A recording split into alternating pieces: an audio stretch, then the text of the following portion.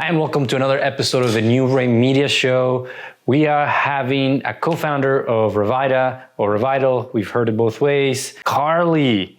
So Carly is a former registered nurse turned beverage entrepreneur. 4 years ago, she joined her brother Mitch and childhood best friend Rob on the journey of a lifetime to create Canada's first clean energy beverage in a low carbon footprint flexible pouch. Their mission is to help the world become a healthier place. And thanks to the incredible support from friends, family, and the community, Rviita is now carried in over 800 stores across Canada with plans to expand internationally. So let's get to the episode.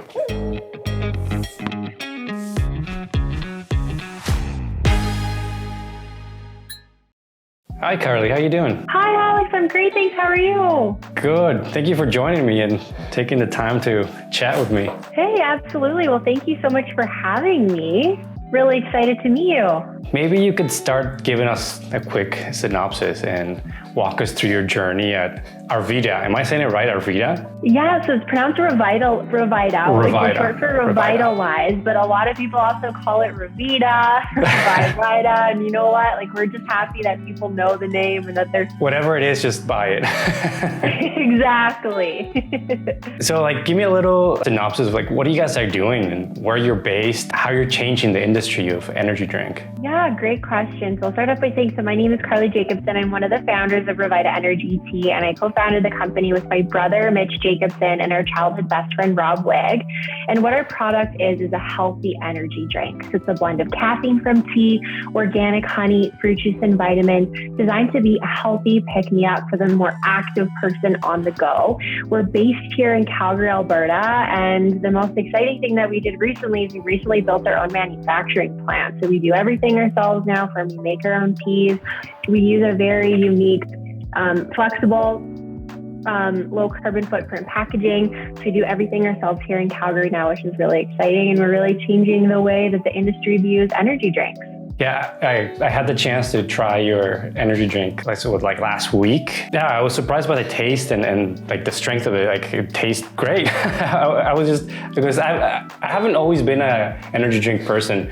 The only thing really is like Red Bull here and there when you feel like you're gonna work for late or something, but it was great. And something that got my interest was that the whole being like, wanting to create something that's actually good for you. I think that's why I started my beef jerky line, was because I was sick of like buying snacks and everything I was stuffing into my mouth of like snacks that was just not good for you, and wanted to be just like healthy, right? Absolutely. And I think that's the trend of where the market is going. There is such a push now for healthy, better for you products. And that's how we came up with the idea for Rviita. It was inspired by a good friend of ours that had a heart attack. Fortunately, he's okay now, but it was attributed to the unhealthy, sugar-filled, chemical-filled, carbonated energy drinks that he was having all the time. And my brother, Mitch, our other co-founder, he actually had to rush him to the hospital. It was really scary. And so it was a catalyst for wanting to create something healthier. And from a lot of these other CPG founders that I talk to, they may not be as dramatic, but they have a similar story of having these experiences with these products on the market. They take these products for, particular reason. For us, it's people need energy boosts. People love caffeine, but you want something that you feel good about putting into your body. And so it's really exciting to see the industry moving towards more health and wellness-based products. What were some of the main struggles that you were facing when you started into the food and beverage industry? I think that's a big question, but I think, we struggle, with little things every single day. I mean, for starters, none of us knew anything about the industry. For a little bit of background, I used to be a nurse. Mitch used to be a petroleum engineer, and Rob was a geophysicist. So none of us have any experience in the food and beverage space. I'm sure you can attest to that a little bit as well with your beef jerky. So it's been a learning curve, even just learning the basic lingo of the industry, learning how to manufacture a product, and then learning how distributors work, how brokers work, how you even get a product on the shelf. So there's been so many little challenges along the way and little nuances that we've had to learn, but we've really taken it one day at a time to get to where we are. One of the big challenges that we've recently overcome is in our manufacturing, and this seems to be a big trend in the industry is, people are really struggling with the costing, with inflation, with getting their prices down. For us, finding a manufacturer that could help us scale our product was one of the biggest challenges that threatened our business. And so that's why, for example, we decided to bring our own manufacturing in-house. But there's been so many little things about the industry that we've had to learn along the way, and I'm still learning every single day. But that's part of the fun, and we're just really enjoying it. From the beginning, when do you think that you saw some sort of flag, or you noticed that you guys were ready to go to retail? Was there a moment, or was it just we don't know if we're ready, we're just gonna go with it and see what happens? Well, that's the thing. I mean, we've kind of run with it from the very start. And, I think a lot of people, when they think about starting a food or a beverage product, they wait until it's absolutely perfect. And I think before they launch it to retail, they want to work out every single kink, have the perfect packaging, have the perfect product. And while it's so important to have an amusing product, I think it's more important to roll with it, because it's so important in our industry. You need to get consumer feedback. You need to get your product out there into the hands of consumers so that you can adapt your product to meet the market. And so if you look at where we started 3 years ago, our packaging looked completely different. We had one flavor.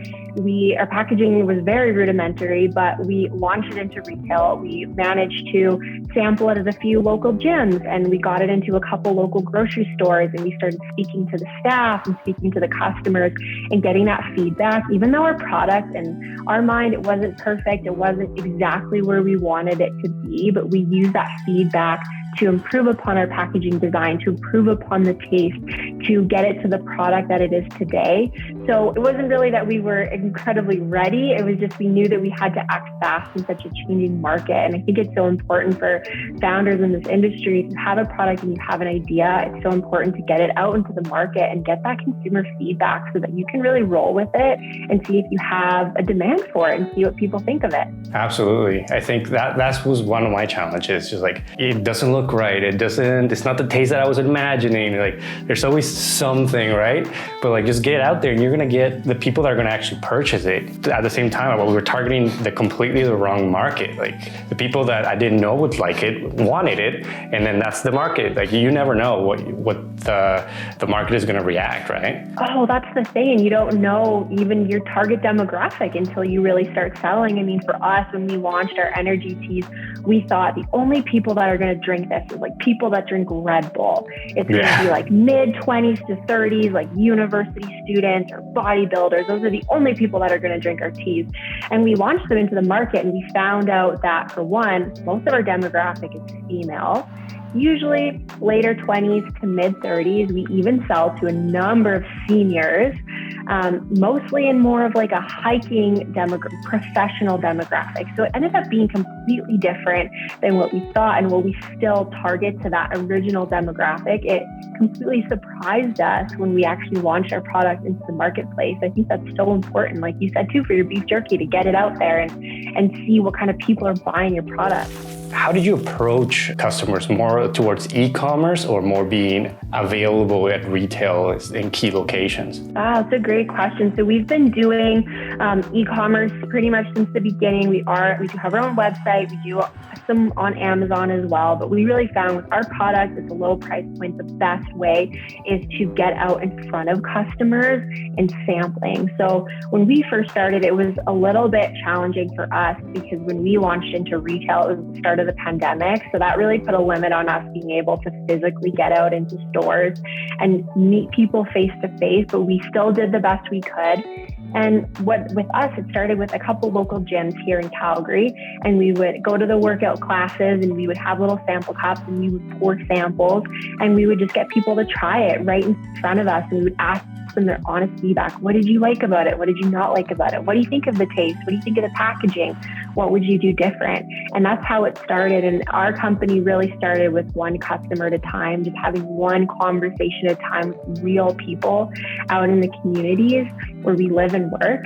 And we've grown it from there. And now we do sampling in other ways. We do a lot of giveaways. We participate in a lot of subscription boxes. and things like that where we can sample on a bigger scale. But it still comes down to that fundamental principle of taking one customer at a time, really getting their feedback and really engaging with them on a personal level. Have trade shows been any of help for you when you were starting off? Yeah, so it's another interesting thing for us is we just went to our very first trade show earlier this year in 2022 because we launched in COVID time, yeah. and just in like the beginning of the pandemic, and so trade shows really weren't even an option for us. So we just went to our very first one in the spring. We went to the CHFA West show, and then my business partners went to the East show here about a month ago, and we found they were incredibly valuable. Have you had much experience with trade shows? Not at booths, like visiting and just like meeting people, but not at like actually having a booth yet. So I was asking a little more for myself and other people starting off, like maybe a trade show, meeting people, getting ideas off of other people. So there's so much good that comes from it, not just getting the eyes and the exposure onto your own brand, and just having that recognition in the industry. You go to these trade shows, you're going to have the eyeballs of all the major distributors and brokers and buyers. You also get to meet a lot of other brands in the CPG space. That's kind of how we've met a lot of our friends in the industry. People like ourselves that also have products that are similar that we can bounce ideas off of, and then also just getting to sample your product to a whole bunch of new potential consumers. So we found that even though they're expensive, they are a lot of work. Trade shows are invaluable and definitely something that we are going to continue to be aggressive with in the coming years, and making sure that we have a presence at all the major shows across Canada, and hopefully we'll go down to the States next year as well. Sounds good. What about your approach to marketing when you started? You're saying that you were starting around the time with more lockdowns and where everybody was kind of at home. Did you take a different approach to marketing, for more digital, or how was that? Yeah, that's a really good question too, because at the very beginning, our whole marketing plan was we're just going to sample as much as we can. I remember in March of 2020, we launched into Calgary Co-op, and we had this very jam-packed summer full of sampling and demo. We were going to do this big tour and visit all the stores and go to all these gyms and pass out free samples, and that was how we were going to do our marketing. And then the world shut down and all of those plans got canceled, and so we had to pivot a little bit. And while we've always had a bit of a social media presence and we've always worked on running ads and things like that, we've always found that the best way with our product is traditional word of mouth. If we can get one customer and turn them into two and do such an amazing job for one person that they'll tell a friend. And that's how we've actually built up most of our following. A lot of people will be very surprised to know that we don't spend a lot of money on traditional advertising. We do the majority of what we do just through in-person experiences. And so one thing that we did during COVID to really kickstart everything is when the pandemic started, I used to be a nurse, so healthcare workers are very near and dear to my heart. We thought, what a great way to, one, give back and show our appreciation to them, but also to sample to our prime demographic. And so we actually ran a campaign on Instagram in April 2020, where we donated a ton of free Rviitas to healthcare workers. And it was a ton out of our budget. We gave away so many free Rviitas, and we hand delivered them to the houses of whoever wanted them in Calgary. So we reached out to everybody on Instagram, made a post, sent out an email. Any healthcare workers that want to try some free teas, send us your address. We'll drop samples off for you. And we did that for probably a month. The first month of the pandemic, and we loaded up our cars and we would drive around the city and we would drop off samples of Rviita with a handwritten note, thanking them for their service and telling them about our product. And when we had the opportunity, we would get to talk to them face to face.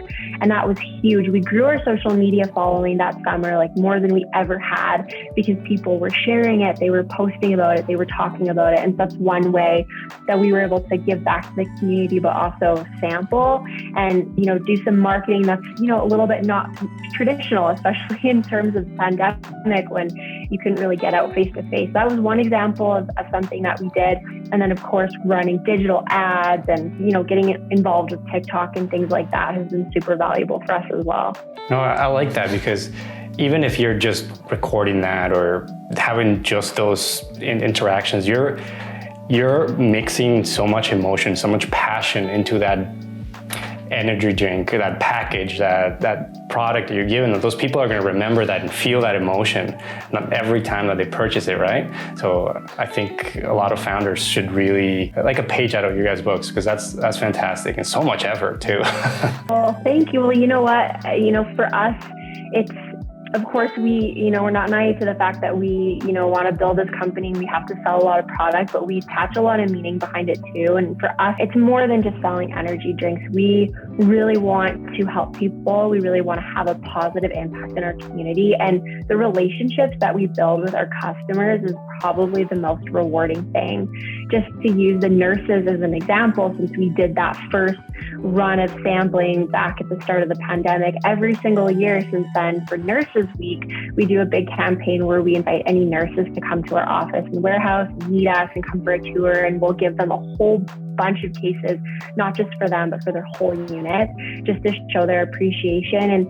And it's really fun for me because I used to be a nurse. So I get to share stories with them, hear about their work, hear about, how hard they work and some of the challenges that they've had to have. And it's crazy because some of these nurses will come to our office and they'll end up spending an hour here, and they'll, start crying and tearing up and telling you about, some of the things they've been through and also how much it means to have that sort of recognition. And some of them have now become our friends. And I mean, that's what it's all about, right? Is when you're creating a business, if you're going to make it successful, you have to be passionate about it. You have to be invested in it. It has to be more than just selling a product. You really have to be providing value. You really have to be helping people. And that's what's made it worthwhile for all of us. And I think that's what also creates, like you were saying, that amazing word of mouth where people feel connected to your brand and they're going to talk about it. So it's truly a win-win for everybody when you just care about your customers and you put your heart and soul. It's the best marketing, at least in our small company, that we found. To flip it around for you being the customer, has there, like at New York Media, we love to talk about iconic brands and commercials and stuff that stick in our mind. Is there a product that's like very prominent in your childhood that you remember a lot? Oh, that's such a good question. Not so much from childhood, but one brand that I want to mention that I just obsessed with, and they've laid a foundation for, really what we want to do. It's a brand out of the States called First Form. It's a supplement sports nutrition company. It's founded by a man named Andy Frisella, who runs a very successful business and entrepreneurship podcast. And they've done very well in the States. It's $1 billion company. And we have learned so much from that brand. I've been ordering from them for years. They're a company of over 500 people, and they have the most incredible care and customer service I've ever experienced. Anytime you order with them, for example, they write handwritten notes on every single order. And, I've heard them talk about it on their podcast. They have a team of 50 people that does their order fulfillment, and they still find the time and the care to write handwritten notes on every single order. Or when you call them for a customer service issue, there's a real person on the phone to talk to that can help you. It's not just some automated message or some bot on a chat box on their website. So that's one brand, maybe not necessarily from childhood because it's more been in the last couple of years, but they've kind of set the standard for the customer experience and the heart and soul behind their brand that, we've really tried to model after. So if you've never heard of First Form and Andy Frisella and his podcast, especially yourself as a CPG founder as well, I would highly recommend it because they're probably the gold standard in customer service. Yeah, I'm gonna check it out. I think that's the hard part, right? When you're beginning, you're so full of passion and excitement, and people can feel that. But as you start scaling up, you start distancing yourself more and more from the product. Not on purpose, because maybe you're the founder, you have to do CFO, CEO level stuff, and you can start losing that passion in those hidden notes. So if any company that is scaled and still doing that, that's just my hats off. That's amazing. Yeah, something to work towards for sure. Is there anything that you'd like to add? Anything coming up that we should note? Any kind of promotion? Yeah, absolutely. First off, I just want to say thank you so much. It's so nice chatting with you and having this conversation. I'm really grateful for the opportunity and for your support. support. I know you saw it at the store and you posted about it last week too, but lots of exciting things for Rviita. I guess the next big thing in the pipeline for us is we're getting ready to launch our newest flavor, our 6th flavor. It went into production earlier this week and we're really excited about it. We're just finalizing the package design, so stay tuned for that. And other really big news for us here in Canada is we're rolling out into Walmart here in the next couple of weeks. So we're really excited about that. Lots of work to do, but it means a lot, and we'll be able to create a lot more opportunities and jobs here in our city because of that. So we're just so excited. I'm so happy for you guys. That's incredible. Thank you so much, Carly, for taking the time and chatting with me today. Yeah, absolutely. Really appreciate your time as well. Thank you. Have a good day. Yeah, you as well, Alex. Thanks.